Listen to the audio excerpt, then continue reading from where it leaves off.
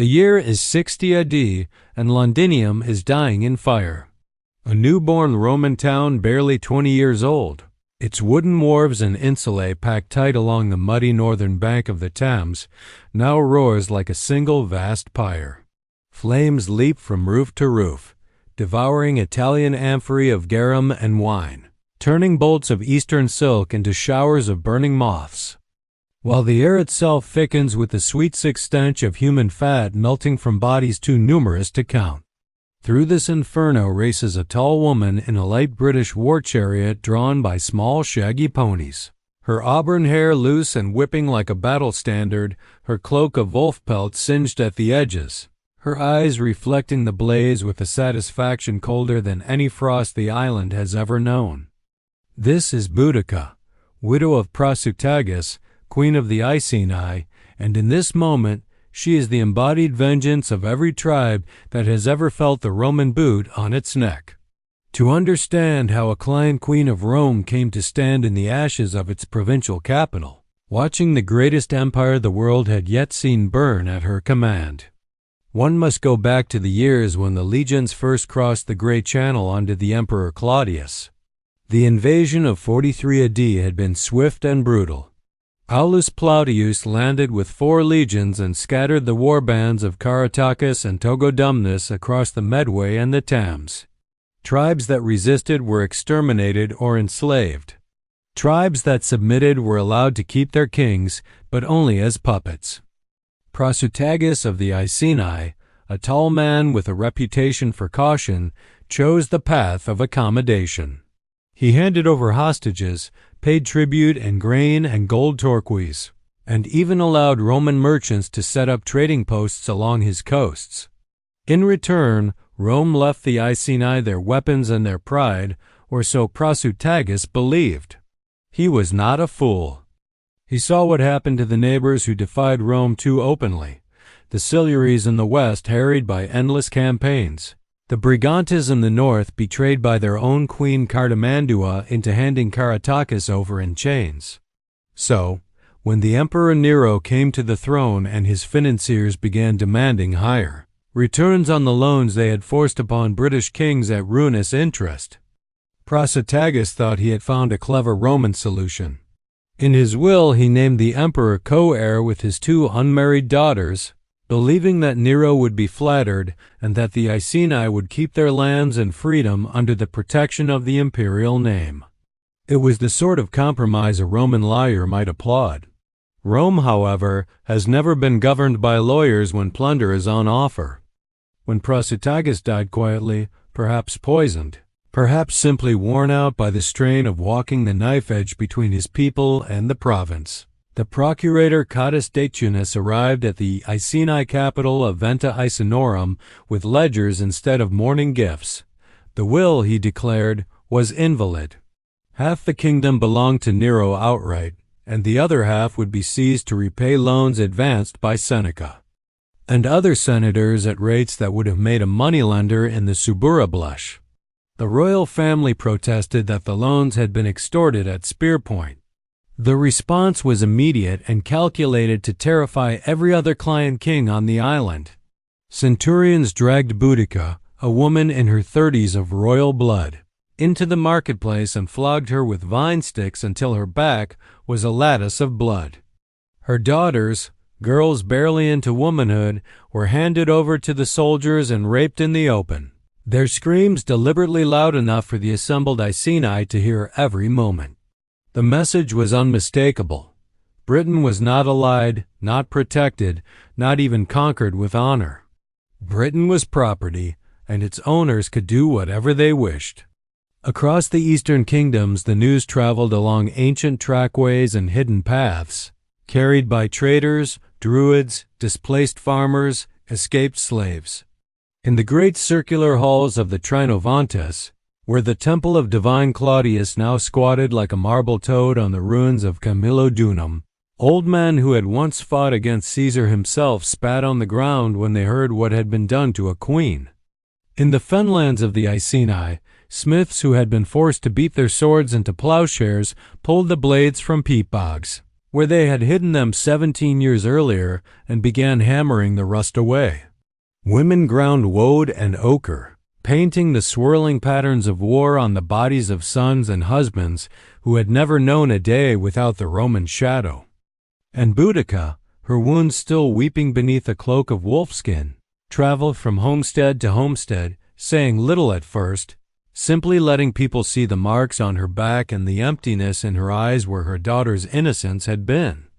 She did not need to scream for vengeance. The scars did it for her. When she did speak, her voice was low, almost conversational, as though she were discussing the weather or the price of cattle. "They took our king's will and wiped their arses with it," she would say. "They took my daughters and made them women before the goddess willed it. They took our pride and thought we would swallow the insult like dogs." Then she would hold up a hair sacred to Andraste, the goddess of victory, and release it into the crowd. The direction it ran was the Omen, and every time it bounded toward the south, toward the Roman settlements, the warriors roared until the thatch shook on the rafters. The uprising began quietly, almost politely. Iceni nobles who had been stripped of their estates simply rode out one morning and did not come back. Roman veterans settled on Trinovantian. Land woke to find their granaries burning and their throats cut before they could reach their glady. Then the dam broke. The first great target was Camulodunum itself, the proud Colonia, the city of victory, where time-expired legionaries lived in comfortable retirement on land stolen from the very tribes who now surrounded it. The place had no proper walls, yet only a ditch and a palisade that a determined man could climb in moments. Its greatest defense had always been Roman prestige. That prestige died in a single morning. The Britons came in their tens of thousands, a tide of long hair and lime-stiffened spikes, of check trousers and naked blue-painted torsos, of long slashing swords and small round shields painted with boars and ravens and triple spirals. They poured over the defenses like floodwater. Veterans who had faced Germans on the Rhine and Parthians on the Euphrates discovered that British fury was a different beast entirely. The great temple of Claudius, 8 years in the building, funded by taxes that had beggared half the province, became the last redoubt. For 2 days the defenders held the steps while British warriors hacked at the bronze doors with axes. When the doors finally gave, the priests of Claudius were dragged out and sacrificed on their own altars, their blood mingling with the wine they had been pouring to a god who clearly was not listening. The bronze head of the emperor was torn from its statue and later found in the river Ald, a deliberate insult that said even the divine Caesar was no more than loot now. Suetonius Paulinus, the governor, was far away in the island of Mona Anglesey finishing the work of destroying the last great druidic stronghold in Britain. He had taken the 14th Legion and detachments of the 20th, along with every auxiliary he could strip from the frontier, because the Druids were the spine of resistance, the ones who could still call tribes to war with a single whispered prophecy. While he burned oak groves and slaughtered white-robed priests among the standing stones, messengers on foaming horses brought word that the east was in flames. He did not panic. Suetonius was a hard man, the sort who had governed Armenia with an iron hand and who believed that terror was the only language barbarians truly understood. He abandoned the half-finished slaughter on Mona and began the long march southeast, sending orders ahead to the 9th Legion at Londinium to march south and hold the rebels until he arrived. The 9th never stood a chance. Its commander, Petilius Cerealis, force-marched 2,000 men toward Camulodunum only to run straight into the British avalanche. The infantry were surrounded and cut to pieces in a running fight that left the road littered with Roman shields and severed limbs. Cerealis escaped with a handful of cavalry, riding through the night with British chariots snapping at his heels. The shame of it would follow him for the rest of his career. Boudicca now had no organized opposition between her and the richest prizes in the province. Londinium was next. The town had grown fat on trade grain from the Iceni fields, slaves from the northern raids, lead and silver from the Mendips, oysters from the Essex coast, wine and olive oil from half the Mediterranean. Its merchants were a cosmopolitan lot: Gauls, Spaniards, Greeks, even a few Syrians who had followed the legions west. When the smoke of Camulodunum rose on the horizon, many of them tried to flee. Barges overloaded with furniture and strongboxes sank in the Thames under the weight of panic. Catastrophic, the procurator whose greed had lit the spark, took one look at the gathering storm and sailed for Gaul so fast his official records were left burning on the quay. Boudica entered the town not as a conqueror seeking tribute, but as an avenging goddess demanding sacrifice. What happened in Londinium over the next days has come down to us in the horrified words of Tacitus and the even more lurid prose of Cassius Dio. The Britons killed everyone they found, men, women, children, citizen, and slave alike. They did not rape and loot in the usual manner of sack. They performed something closer to ritual annihilation. Women of rank were dragged to sacred groves, perhaps, the very oak groves that still survived on the edges of the settlement, and there, impaled, their breasts cut off and sewn to their mouths in a grotesque parody of silence, their bodies burned as offerings to Andraste. The layer of burnt destruction that archaeologists still find beneath the modern city of London is half a meter thick in places, black with charcoal and red with pulverized brick, studded with the melted remnants of glassware and the occasional gold coin fused to a human tooth. From Londinium the host turned northwest toward Verulamium St. Albans, the municipal town of the Catavilani, another place that had grown rich collaborating with Rome. The same story repeated itself: fire, slaughter, the deliberate erasure of everything Roman. By now the British army was swollen to a size no native force had achieved since the days of Cassivellaunus. Roman writers, terrified and exaggerating for effect. And just when it seemed the province must fall completely, here's the twist that no British bard could ever have foreseen. Suetonius Paulinus, that cold-eyed professional, had not been wasting his march. He had sent orders ahead for every available man to concentrate on him, abandoning forts and towns to their fate. The 2nd Legion Augusta in the southwest refused to march its commander Peneus. Postumus was later so ashamed he fell on his sword, but the 14th and 20th came. Hardened veterans who had fought in Armenia and on the Rhine, along with whatever auxiliaries had not yet been slaughtered. Perhaps 10,000 men in total, no more. Suetonius chose his battlefield with the care of a man who knew he would not get another chance. Somewhere along the Roman road called Watling Street, probably near Manchester in the Midlands, the road ran through a narrow defile flanked by thick woodland on one side and rising ground on the other. The position was perfect. The Britons could not outflank him, and their superior numbers would be compressed into a killing ground. He drew his legions up in the classic formation, 8 ranks deep for the legions, auxiliaries on the wings, cavalry held in reserve. Behind the British came their wagons, hundreds of them, formed into a great laager where the women and children could watch the Romans die from a safe distance.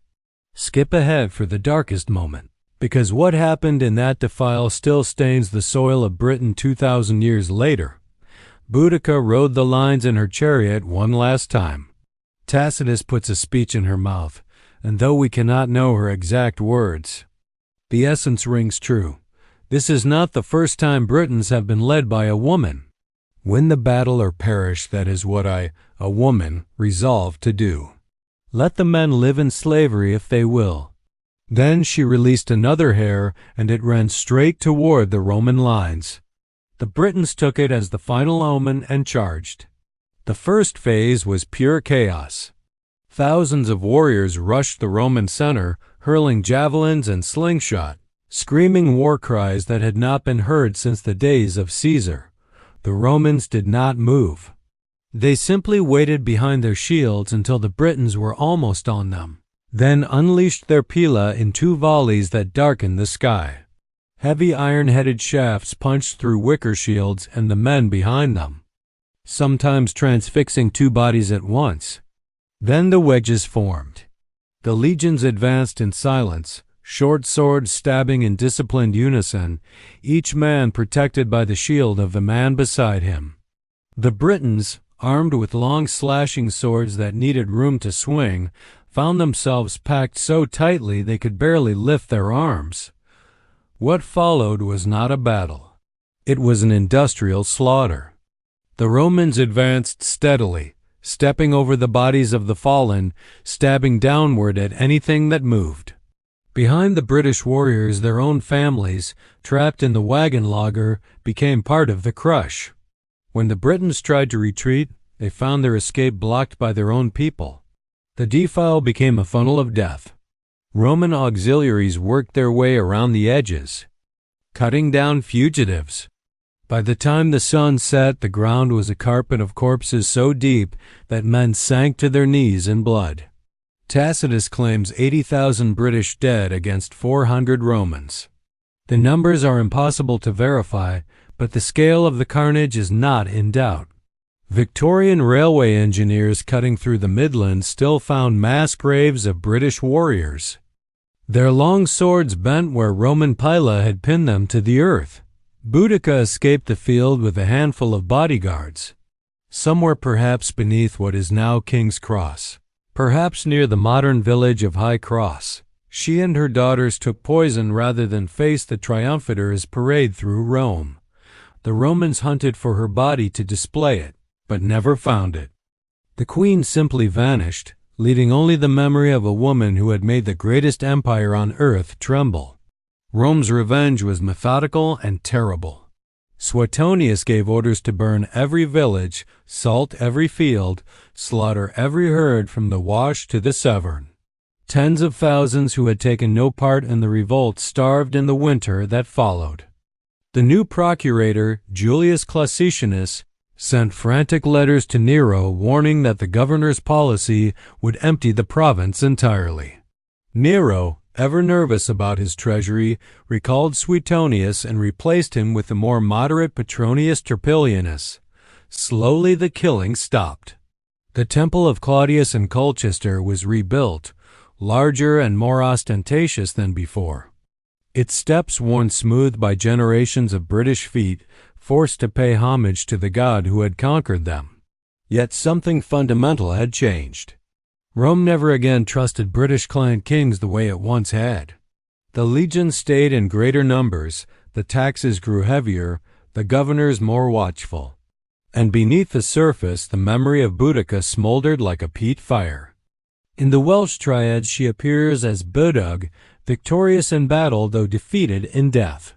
In the folklore of East Anglia, she rides on stormy nights along the old Roman roads, her chariot wheels flaming. Farmers plowing the fields where the final battle was fought still turn up rusted Roman javelin heads. British torquoise snapped in two, the occasional skull with a sword cut across the brow. Beneath the glass and steel of modern London, that thick layer of red-black ash from the year 60 AD still lies undisturbed, the only monument Boudica ever wanted or needed. Empires come and go, legions march away, marble crumbles. But the fury of a mother whose children have been violated, the rage of a people who discover that freedom is worth any price, these things do not die. They sleep beneath the soil, waiting for the next spark. If these unflinching tales dragged from the ashes of the ancient world stir something in you, consider subscribing to Ancient Epics so that more stories of blood and defiance can find their way to your screen. Thanks for watching.